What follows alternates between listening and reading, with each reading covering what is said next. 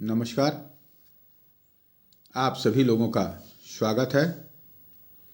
आज हम लोग रामायण और महाभारत महाकाव्य के बारे में चर्चा करेंगे, जो अत्यंत महत्वपूर्ण है परीक्षा की दृष्टि से। इसमें से निश्चित प्रश्न आते हैं और सबसे महत्वपूर्ण चीज़ होता है इनकी रचना को लेकर के कि इनकी रचना कब हुई है या इनमें कौन कौन से भाग हैं, उन भागों में क्या उल्लेख है, इसकी चर्चा होती है। इसलिए मैं आज आप लोगों से महाकाव्य रामायण एवं महाभारत के बारे में चर्चा करेंगे। यह भारत के दो सर्वाधिक प्राचीन महाकाव्य हैं। यद्यपि दोनों महाकाव्यों की रचना काल के विषय में काफ़ी विवाद है, फिर भी उपलब्ध साक्ष्यों के आधार पर इन महाकाव्यों की रचना का जो काल है वह 4वीं शती ईसा पूर्व से 4वीं शती ईसवी के मध्य माना जाता है। यानी 4वीं शती ईसा पूर्व और 4वीं शती ईसवी के मध्य माना जाता है। जी, आगे हम लोग चर्चा करते हैं। चलिए देखिए, रामायण आप देख रहे हैं, वाल्मीकि द्वारा रचित रामायण। आपने पढ़ा भी होगा इसे। देखिए, रामायण की रचना वाल्मीकि द्वारा पहली एवं दूसरी शताब्दी के दौरान संस्कृत भाषा में की गई। पहली एवं दूसरी शताब्दी के दौरान संस्कृत भाषा में की गई। इसमें मात्र 12,000 श्लोक थे, पर वर्तमान में इसमें करीब 24,000 श्लोक हैं।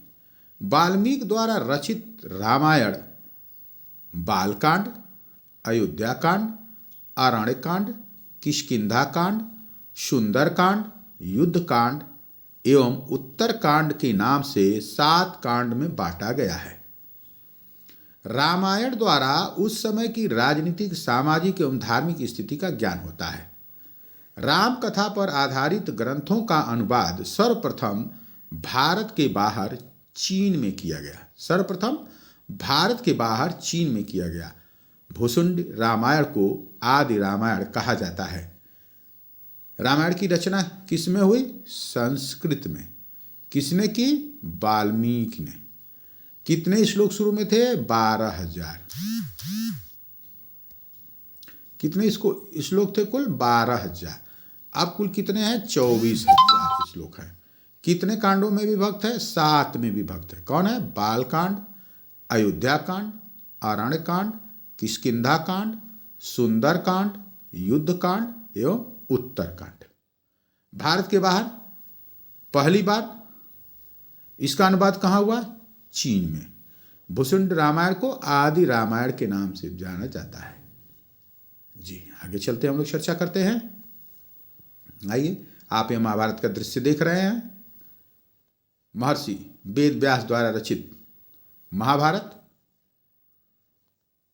जी, महाभारत महर्षि व्यास द्वारा रचित यह महाभारत महाकाव्य रामायण से बृहद है, रामायण से बड़ा है। यह विश्व का सबसे बड़ा महाकाव्य है। प्रारंभ में इसमें 24,000 श्लोक थे और इस महाकाव्य को जय कहा गया। प्रारंभ में महाभारत को क्या कहा गया? जय। पूछा जाता है कि प्रारंभ में महाभारत को किस नाम से जाना जाता था? तो जय। उपाख्यानों से जुड़ने के बाद यह महाकाव्य महाभारत कहलाया। महाभारत का प्रारंभिक उल्लेख आशुलायन गृह सूत्र में मिलता है। वर्तमान में इस महाकाव्य में लगभग 1,00,000 श्लोक हैं।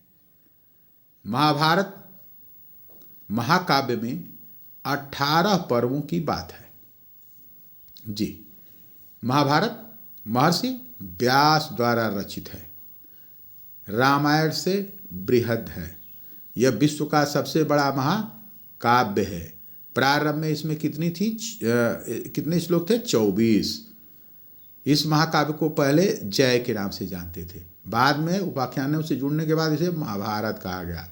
महाभारत का प्रारंभिक उल्लेख आशुलायन गृहसूत्र में मिलता है। इस महाकाव्य में लगभग 1,00,000 श्लोक वर्तमान में हैं। महाभारत महाकाव्य में 18 पर्वों में बात की गई है। चलिए हम लोग आगे चलते हैं।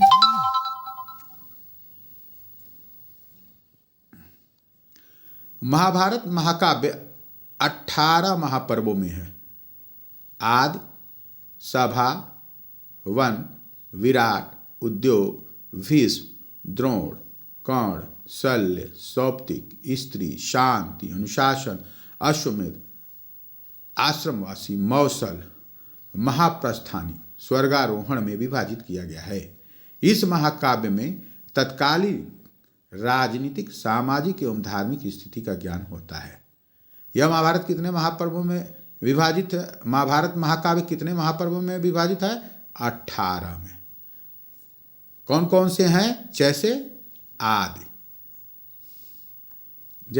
आदि, सभा, वन, विराट, उद्योग, भीष्म, द्रोण, कर्ण, शल्य, सौप्तिक, स्त्री, शांत, अनुशासन, अश्वमेध, आश्रमवासी, मौसल, महाप्रस्थानी और स्वर्गारोहण में विभाजित किया गया है।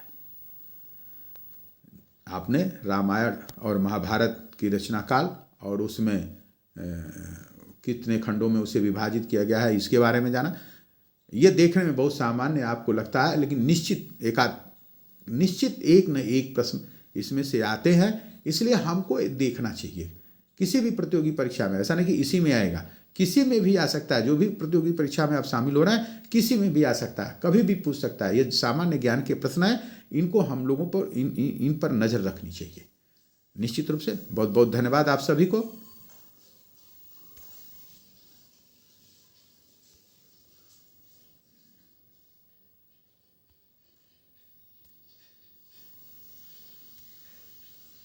धन्यवाद।